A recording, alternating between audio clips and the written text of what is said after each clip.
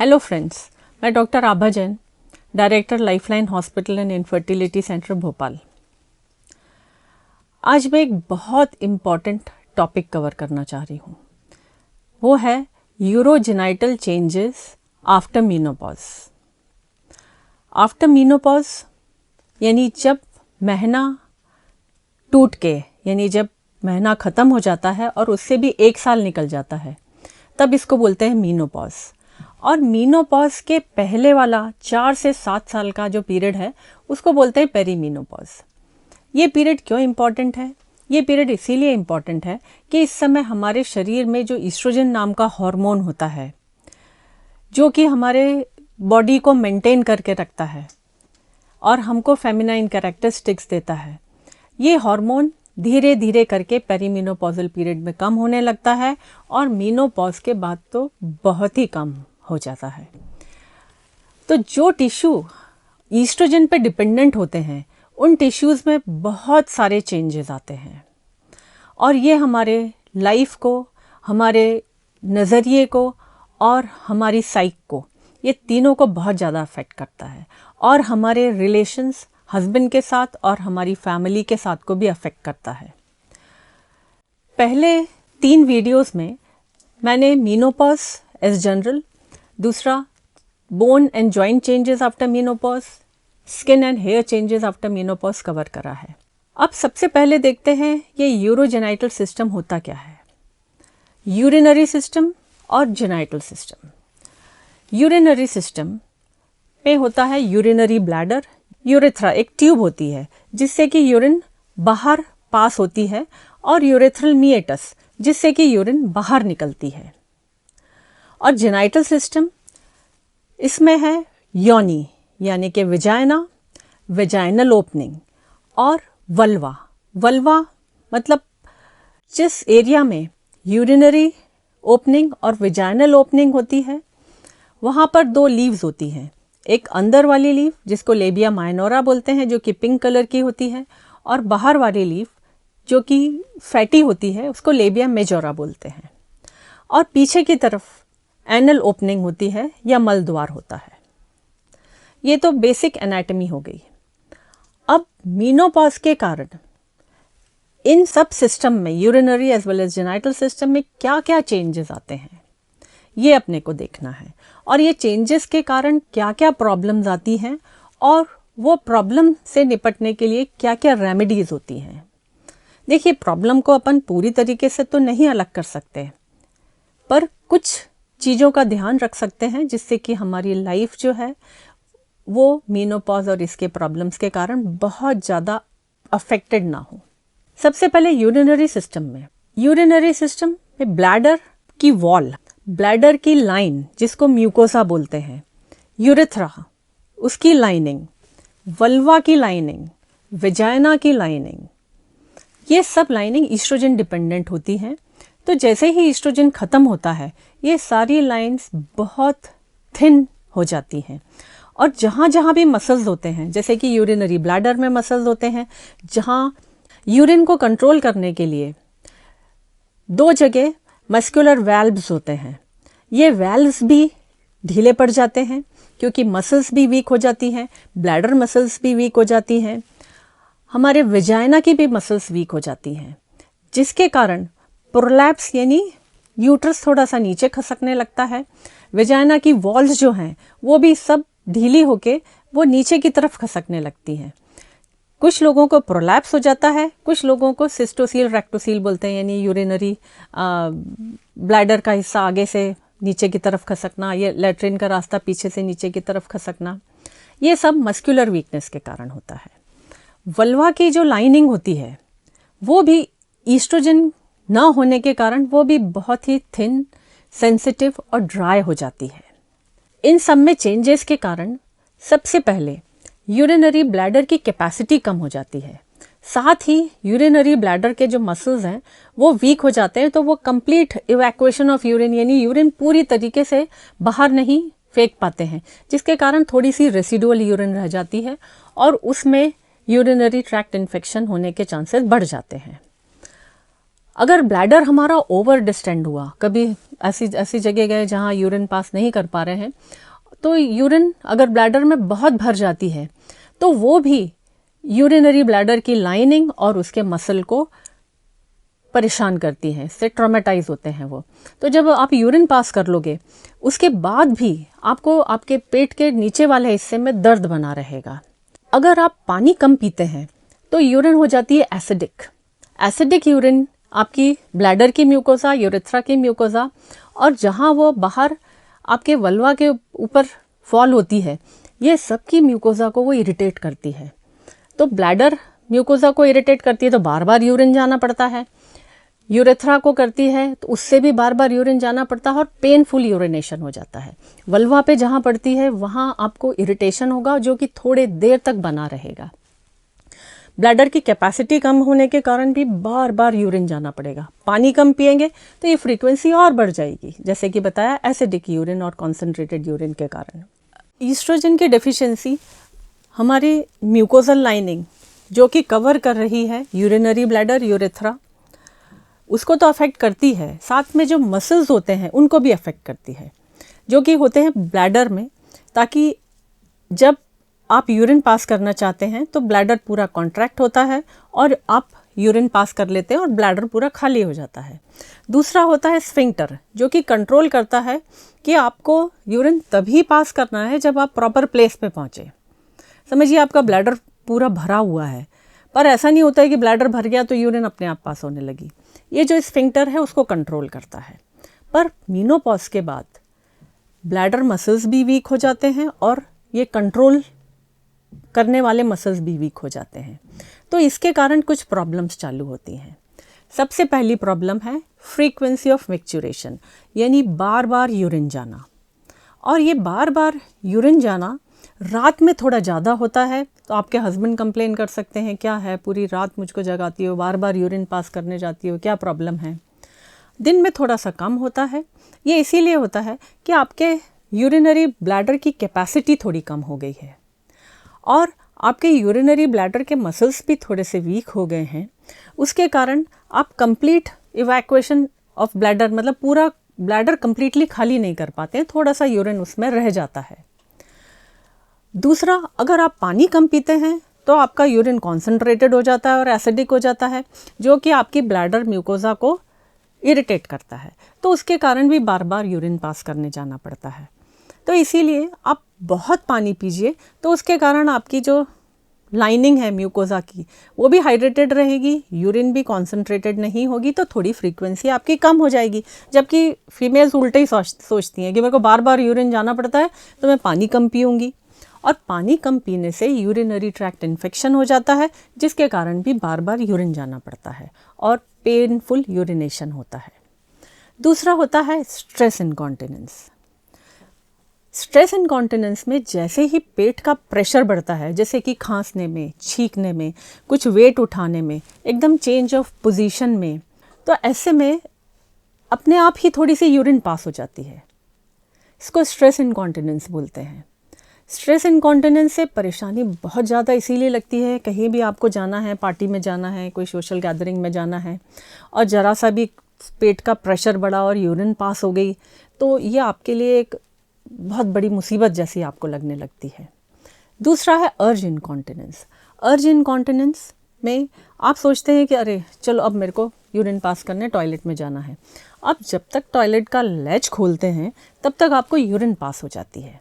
वो भी इसीलिए कि आपका जो स्फिंक्टर है वो थोड़ा लूज़ हो गया है, थोड़े से आपने सोचा और थोड़े से यूरिन के ड्रॉप्स आपके यूरेथ्रा में यानी ट्यूब में आ गए और आपको एकदम यूरिन पास होने लगी। इसको अर्ज इनकॉन्टिनेंस बोलते हैं। तीसरा होता है रिकरेंट यूरिनरी इन्फेक्शन। वो इसीलिए होता है कि एक तो लाइन आपकी मिएटस की, यानी जहाँ से यूरिन पास होती है, यूरेथ्रा की, ब्लैडर की, सब जगह की वीक हो गई है। आपके ब्लैडर में थोड़ी सी रेसिडुअल यूरिन बची रहने लगी है, तो उसके कारण रिकरेंट यूरिनरी ट्रैक्ट इन्फेक्शन होता है। अब एक और प्रॉब्लम है, बहुत सारी फीमेल्स कंप्लेन करती हैं कि इंटरकोर्स के बाद, यानी संभोग जब भी होता है उसके बाद यूरिनरी ट्रैक्ट इन्फेक्शन हो जाता है। वो इसीलिए होता है कि आपके जो बैक्टीरिया वेजाइना में है वो वेजाइना से यूरेथ्रा में पहुंच जाते हैं और यूरिनरी ट्रैक्ट इन्फेक्शन कॉज करते हैं। अब अपन जेनाइटल सिस्टम पे जाते हैं। ये वल्वल स्किन भी बहुत पतली हो जाती है। अगर जरा सा भी इरिटेंट इन पे पड़ा, जैसे कि अगर यूरिन कॉन्सनट्रेटेड है, कॉन्सनट्रेटेड यूरिन ही इस पे पड़ गई, तो ये बहुत इरिटेट हो जाता है और आपको यहाँ पर पेन होने लगता है। और ये पेन ऐसा नहीं कि उसी समय रहता है, बहुत लंबे समय तक चलता रहता है पेन। वेजाइना में क्या चेंजेस आते हैं वो देखते हैं। सबसे पहले तो वेजाइना श्रिंक हो जाती है। उसके अंदर की जो रियुगी रहती है, जिसके कारण वो बच्चा जब डिलीवर होता है तो वो वेजाइना पूरी डायलेट हो जाती है, वो सब खत्म हो जाती हैं। दूसरा, वेजाइनल सिक्रीशंस वो भी कम हो जाते हैं, नहीं के बराबर हो जाते हैं। उसके कारण वेजाइनल ड्राइनेस हो जाती है। वेजाइना की जो लाइन है वो बहुत पतली हो जाती है, तो इन्फेक्शन के चांसेस बहुत बढ़ जाते हैं। साथ में जो हमारे फ्रेंडली बैक्टीरियाज वेजाइना में रहते हैं और उसका जो पीएच है वो मेंटेन करके रखते हैं। ये फ्रेंडली बैक्टीरियाज को जब भोजन नहीं मिलता है, क्योंकि म्यूकोसा बहुत थिन हो चुकी है, तो ये फ्रेंडली बैक्टीरियाज कम हो जाते हैं। उसकी जगह जो नॉन फ्रेंडली बैक्टीरियाज है वो यहाँ पर बहुत सारे हो जाते हैं, जिसके कारण फाउल स्मेल, अजीब सी स्मेल आती है योनी से। तो बहुत सारी फीमेल्स ये कंप्लेन करती हैं कि बहुत अजीब सी स्मेल आती है, कोई डिस्चार्जेस नहीं होते हैं। चेकअप पे भी पता लगता है कि कोई वेजाइनल इन्फेक्शन नहीं है, बस ये जो बैक्टीरियाज चेंज हो गए हैं ये उसके कारण प्रॉब्लम होती है। और यही बैक्टीरिया संभोग के बाद जब यूरेथ्रा यानी कि यूरिनरी ओपनिंग तक पहुंच जाते हैं तो यूरिनरी इन्फेक्शन होने के चांसेस हो जाते हैं। अब वेजाइनल ओपनिंग भी श्रिंक हो जाती है, जिसके कारण जब भी संभोग होता है तो वहाँ पर दरारें पड़ जाती हैं। वेजाइना भी श्रिंक हो गई है, वेजाइनल सिक्रीशंस भी कम हो गए हैं, म्यूकोसा भी थिन हो गई है। तो इंटरकोर्स के बाद बहुत पेन होता है, इंटरकोर्स के समय भी होता है और इंटरकोर्स के बाद भी बहुत लंबे समय तक पेन बना रहता है। हस्बैंड कंप्लेन करते हैं, क्या है तुमको कोई इंटरेस्ट ही नहीं रह गया सेक्स में आजकल, क्या प्रॉब्लम है? एक तो ईस्ट्रोजन ख़त्म होने से वैसी अर्ज कम हो गई है, और दूसरी आप जब सोचते हैं कि इंटरकोर्स के बाद आपको कितनी तकलीफ़ें होंगी तो उसके कारण भी अर्ज कम हो जाती है। पर ऐसा नहीं है कि इंटरकोर्स करना बंद कर दें, क्योंकि अगर इंटरकोर्स करना बंद कर देंगे तो वेजाइना जो एट्रोफी हो रही है यानी सिकुड़ रही है, ये और ज़्यादा सिकुड़ेगी और बार बार डायलेट ना होने के कारण इसमें परेशानियाँ और ज़्यादा बढ़ेंगी। वल्वा की जैसे मैंने बताया स्किन बिल्कुल थिन, सेंसिटिव और ड्राई हो जाती है, तो अगर कॉन्सनट्रेटेड यूरिन पड़ेगी उससे भी जलन होगी। कभी कभी कुछ ना होने के बाद भी वहाँ पे छोटे क्रैक्स हो जाते हैं ड्राइनेस के कारण। पूरे समय इरिटेशन या पेन, अजीब सा न्यूरैल्जिक पेन पूरे समय होता रहता है कि जो कि आपको पूरे समय, दिन में, रात में डिस्टर्ब करता है। ये बेसिकली होता है ड्राइनेस के कारण। उसके कारण ईचिंग भी हो सकती है, जिसके कारण आप ट्रॉमा करेंगे वहाँ पे और परेशानी बढ़ेगी। वल्वा इतनी सेंसिटिव हो जाती है कि अगर आप वहाँ पे सोप अप्लाई करेंगे तो परेशानी, किसी भी तरह के वॉशेस अगर अप्लाई करेंगे तो भी इरिटेशन होगा, केमिकल बर्न्स हो सकते हैं वहाँ पर। बीटाडिन, डेटॉल, इन सब चीज़ों को बिल्कुल यूज़ नहीं करना है। उसको वॉश करना है तो आप प्लेन वाटर से वॉश करिए। वो इतनी सेंसिटिव हो जाती है कि जो आप जिन साबुन से नहाते हैं, अगर आप माइल्ड सोप से नहीं नहा रहे हैं तो वो जो सोप का पानी जाता है, अगर वो भी वल्वा पे पड़ता है तो वो भी इरिटेट कर सकता है। आपको अंडरवियर्स जो पहनते हैं वो फ्रीक्वेंटली चेंज करिए, क्योंकि अगर अंडरवियर पुरानी या ड्राई हो जाती है तो वो भी उसको परेशान कर सकती है, इरिटेट कर सकती है। अगर आपने अंडरवियर वॉश नहीं करी है, उसमें सोप लगा हुआ है, तो वो सोप भी इरिटेट कर सकता है और आपको पूरे समय कांस्टेंट बर्निंग हो सकती है वहाँ पर। अब जैसे कि अपन ने देखा है मस्कुलर वीकनेस होती है, तो ये मस्कुलर वीकनेस जो कि हमारे यूट्रस को मसल्स होल्ड कर रहे हैं उनमें भी वीकनेस होती है। साथ में जो योनी को सपोर्ट कर रहे हैं वो मसल्स भी वीक हो जाते हैं। तो थोड़ा, बहुत सारी फीमेल्स ये कंप्लेन करती हैं कि थोड़ा ऐसा लगता है कुछ भी वेट उठा लो या नीचे बैठ जाओ, उखड़ू बैठ जाओ तो नीचे एकदम प्रेशर लगने लगता है। वो प्रेशर इसीलिए लगता है कि थोड़ा प्रोलैप्स होने लगता है, इसको प्रोलैप्स बोलते हैं। पर कुछ फीमेल्स में जिनमें कि जन्मजात वीकनेस है मसल्स की, या फिर ट्रॉमेटिक डिलीवरी हुई है, डिलीवरी बहुत ही डिफ़िकल्ट हुई है, तो उसके कारण भी मसल्स टूट जाते हैं, मसल डैमेज हो जाते हैं। तो ऐसे फीमेल्स में प्रोलैप्स हो सकता है, यानी उनको बच्चेदानी बाहर दिखने लगती है। ज़रा सा भी वो किसी भी तरह का एब्डोमिनल प्रेशर बढ़ाने का काम, जैसे कब्ज़ है या उकड़ू बैठ जाना है या लंबे समय चलना है या खड़े रहना है, तो उनका यूट्रस बाहर दिखने लगता है। इसको बोलते हैं प्रोलैप्स। अब एनल स्फिंक्टर, एनल स्फिंक्टर यानी मलद्वार, मलद्वार को जो कंट्रोल करते हैं मसल्स, वो मसल्स भी वीक हो जाते हैं। तो इस एज में कभी लूज मोशंस होते हैं तो हो सकता है थोड़ा मोशन लीक कर जाए। अब सबसे बड़ी प्रॉब्लम ये है कि इन सब चीज़ों से निजात कैसी पाई जाए। इनका कोई परमानेंट ट्रीटमेंट है क्या, कोई परमानेंट सॉल्यूशन है क्या?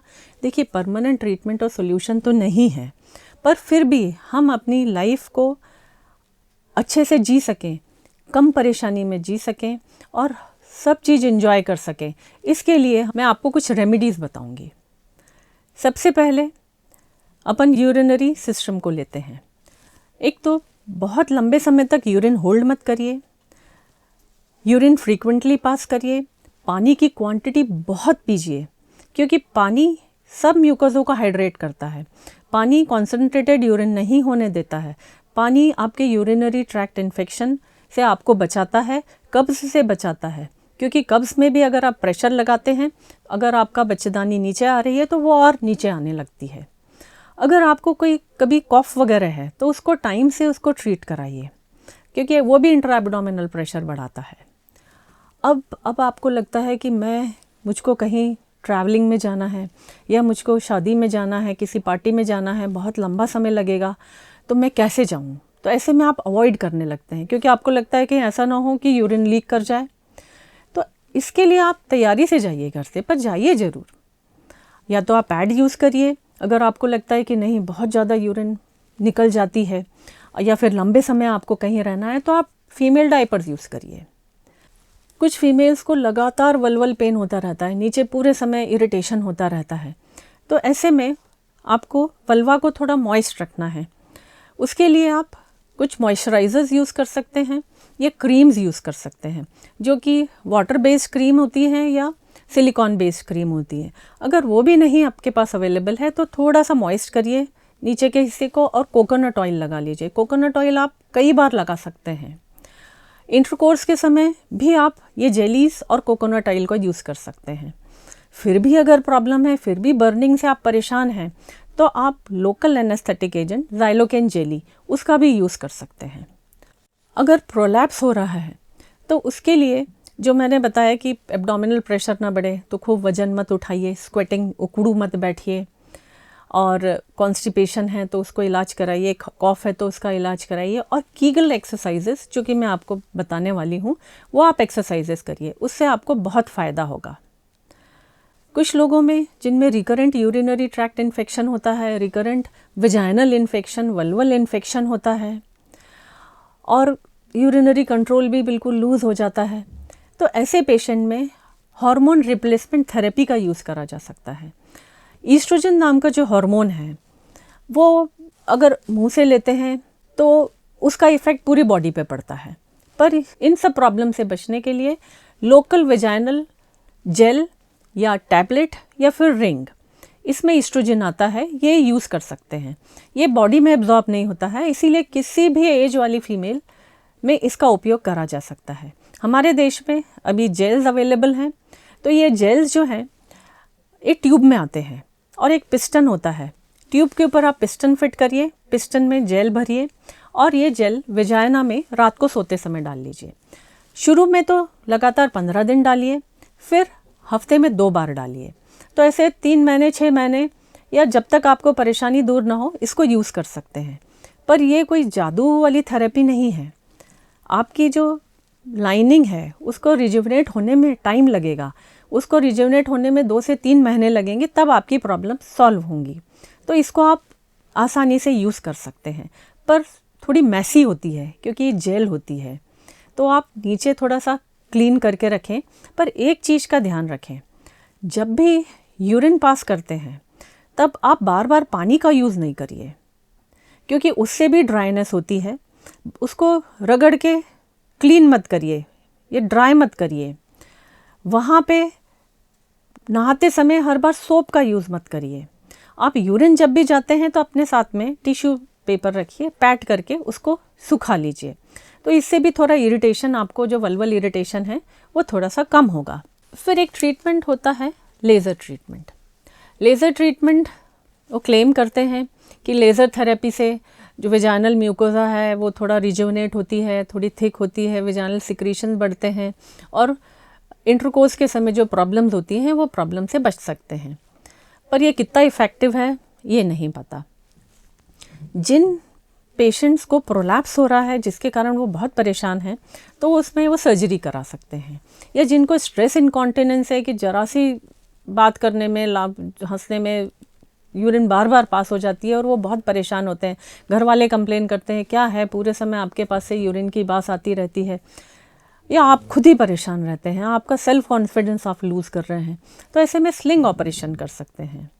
आप यूरोगाइनिक सर्जन से मिल सकते हैं, उनसे स्लिंग ऑपरेशन के बारे में आप पता कर सकते हैं और वो सर्जरी करा सकते हैं।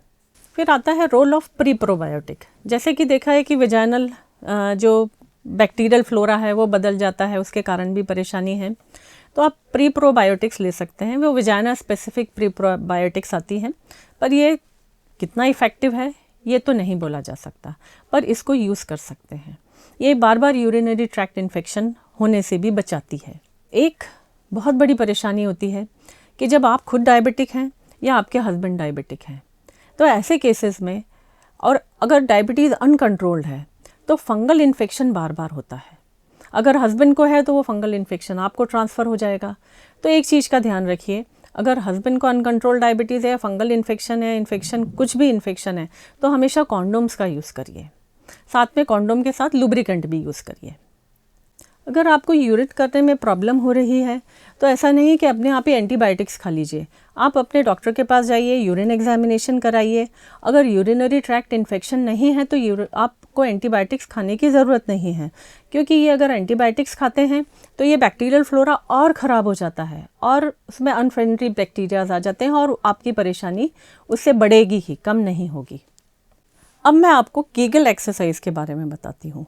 कीगल एक्सरसाइजेस अगर आप देखना चाहते हैं तो यूट्यूब पे और गूगल में बहुत सारे वीडियोस अवेलेबल हैं, पर मैं आपको शॉर्ट वे में बता देती हूँ और बड़ा आसान है।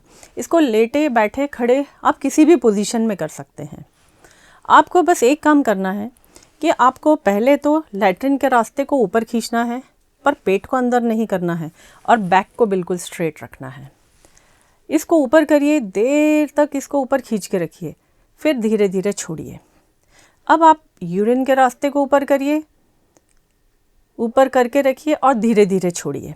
बैक आपकी स्ट्रेट रहे और पेट को अंदर नहीं जाना है। तो ये एक्सरसाइजेस इनिशियली आप 2-3 बार करिए और इसको सुबह दोपहर शाम 3 बार कर लीजिए। फिर धीरे धीरे करके 10-10 बार सुबह दोपहर शाम ऐसा करिए। तो इससे क्या हो गया, आपके जो पेरिनियम के मसल्स हैं, पेरिनियम यानी मसल का एक पूरी शीट होती है जिसके थ्रू आपका यूरिन का रास्ता, विजाइना और लेट्रिन का रास्ता बाहर निकलता है। और ये जो शीट है ये स्फिंक्टर जैसा काम करती है और सपोर्ट का काम करती है। जब ये शीट ढीली हो जाती है तो प्रॉब्लम्स आपके चालू हो जाते हैं। तो इसको अपने को स्ट्रेंथन करना है। स्ट्रेंथन कैसे करेंगे? इसको कॉन्ट्रैक्ट करके। तो इसको जब ऊपर कॉन्ट्रैक्ट करेंगे तो इसके मसल्स स्ट्रेंथन होंगे, तो आपकी स्ट्रेस इनकॉन्टिनेंस की, अर्ज इनकॉन्टिनेंस की प्रॉब्लम कम होगी, एनल इनकॉन्टिनेंस की प्रॉब्लम कम होगी। जो प्रोलैप्स हो रहा है वो प्रोलैप्स भी क्योर तो नहीं होगा, पर वो जो धीरे धीरे नीचे आता जा रहा है वो मसल स्ट्रेंथनिंग के कारण वो भी ठीक होगा। आपको जो पूरे समय नीचे वजाइना में आगे पीछे की वॉल्स नीचे आ रही हैं वो भी स्ट्रेंथन होगी। ये एक्सरसाइज करने से आपके वजाइना और वल्वा को थोड़ा सर्कुलेशन बढ़ेगा, तो उससे मॉइस्चर भी बढ़ेगा वजाइना वल्वा का, और दूसरा उसकी म्यूकोसल स्ट्रेंथनिंग भी होगी। इस एक्सरसाइज से आपको क्या क्या फ़ायदा होता है?